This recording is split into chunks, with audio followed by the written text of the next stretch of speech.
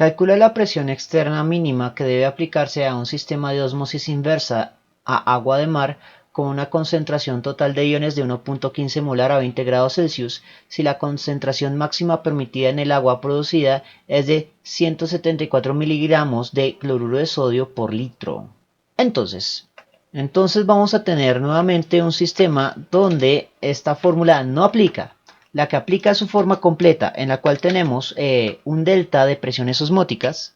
El factor de Van Hoff se toma en cuenta junto con la concentración y a su vez esta pareja va a ir en una diferencia, constituyendo así el teorema completo de la presión osmótica, que tiene en cuenta pues dos lados de una membrana semipermeable, donde hay una diferencia de fuerzas y por lo tanto una diferencia de presiones. De un lado vamos a tener agua de mar, del otro lado agua aceptable por norma. En el agua de mar vamos a tener 1.15 molar, pero molar efectivo. Del otro lado vamos a tener una concentración de 174 miligramos, pero de cloruro de sodio. Eso quiere decir que de este lado no vamos a tener en cuenta el factor de Van Hoff, porque ya está tomado en cuenta de forma implícita al decir total de iones. Pero el lado derecho sí vamos a tener en cuenta el factor de Van Hoff, porque nos dan una identidad de sustancia cloruro de sodio. Teniendo eso en cuenta, vamos a resolver esto por dos técnicas: teoremas de álgebra y factores de conversión. Por factores de conversión debemos forzosamente resolverlo a dos pasos. En un primer paso vamos a calcular los moles efectivos de cloruro de sodio. Y del otro lado sí vamos a calcular la presión osmótica directa. Recuerde que la presión osmótica directa va a ser igual a la presión osmótica reversa, solo que como un valor absoluto, teniendo en cuenta que el valor que sale, por lo tanto, de la presión osmótica reversa igual al de la presión osmótica directa, simplemente nos da el punto de equilibrio, donde no hay flujo osmótico. Eso quiere decir que debemos incrementar un poquito más el valor de presión que calculemos acá para obtener el flujo osmótico en reversa. Dicho esto, comencemos. Lo primero sería pues los 174 miligramos de cloruro de sodio. Iríamos de miligramos de cloruro de sodio a gramos de cloruro de sodio. Como gramos más grande lleva la unidad teórica y sabemos que hay 1000 gramos en cada, hay 1000 miligramos en cada gramo. Luego vamos a convertir de gramos de cloruro de sodio a moles de cloruro de sodio. Asignamos la unidad al mol y la masa molar a los gramos, que sería 58.44, que resulta de sumar 22.99 más 35.45. Dado que el cloruro de sodio es una sustancia tan absurdamente común en estos ejercicios de ósmosis, uno termina memorizándose esa masa molar. Pero aquí no termina la cosa. Como dijimos anteriormente, de este lado sí necesitamos tener en cuenta el factor de Van Hoff. Entonces iríamos desde una mol del cloruro de sodio a los moles efectivos.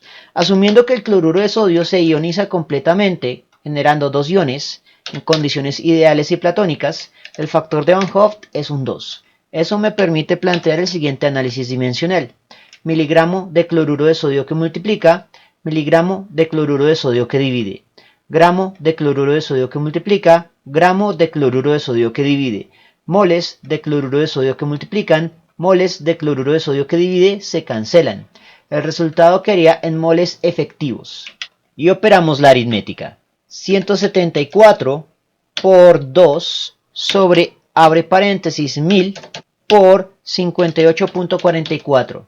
El resultado sería de 5.95 por 10 elevado a la menos 3. Ahora vamos a plantear la presión osmótica.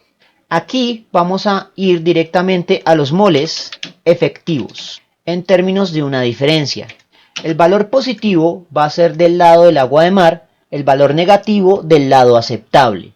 Por lo tanto, del lado del agua de mar nos dicen que hay 1.15 que se puede interpretar como 1.15 moles efectivos menos 5.95 por 10 elevado a la menos 3 moles efectivos del lado aceptable.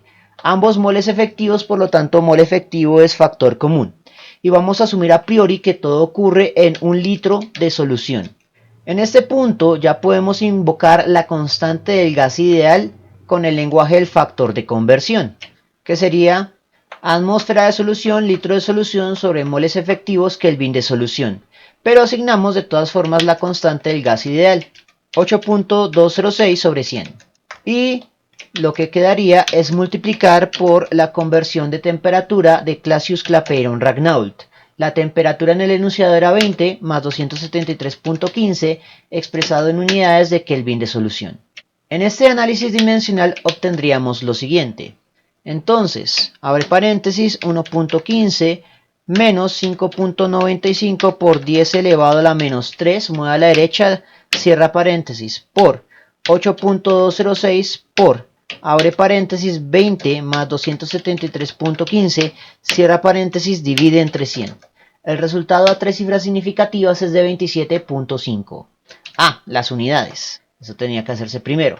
Sería moles efectivos que multiplican, moles efectivos que dividen.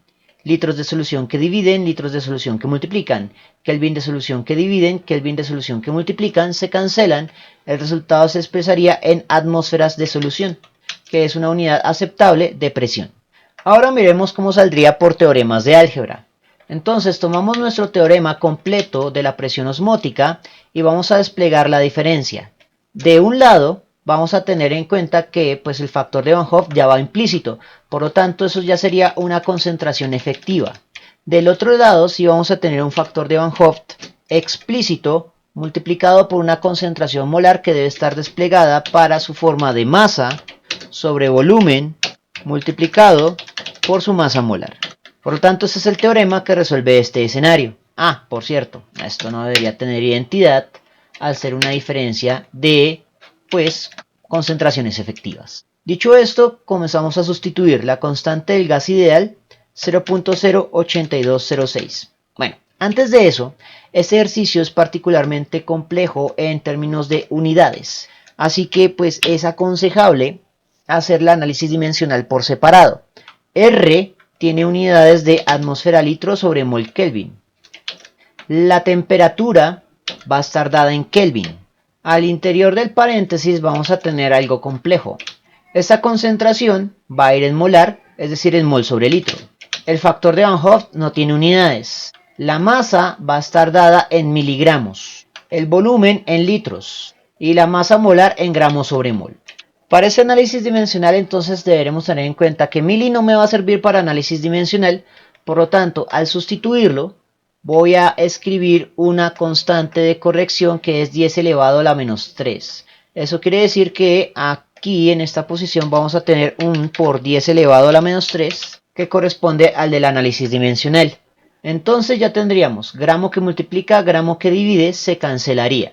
Mol que divide una división en realidad estaría multiplicando, por lo tanto saldría unidades factor común, mol sobre litro. Entonces lo que voy a hacer es cancelar eso y volver a escribir ese mol sobre litro fuera del paréntesis para poder hacer el análisis dimensional con los que están afuera.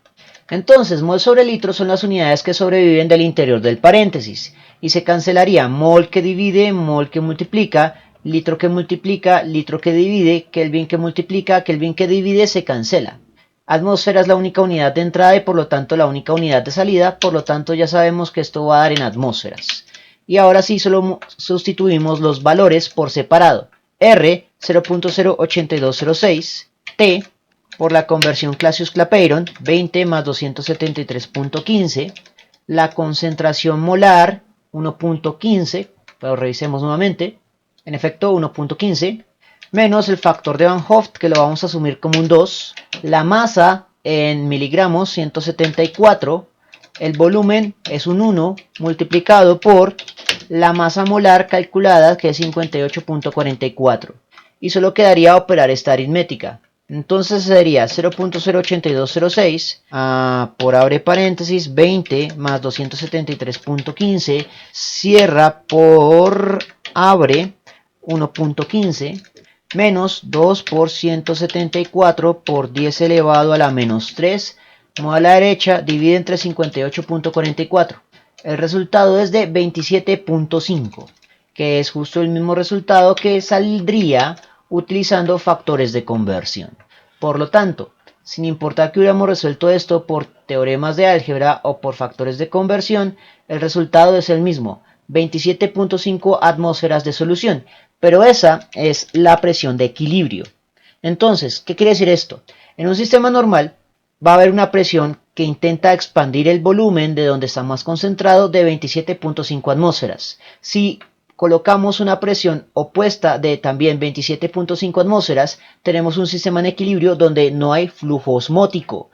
Pero si aumentamos esa presión opuesta a más de 27.5 atmósferas, entonces se va a generar un flujo osmótico en reversa, donde la región concentrada se va a concentrar aún más, la región menos concentrada se va a diluir de forma tal que obtengamos una concentración aceptable de los iones, que es lo que se busca en una ósmosis reversa.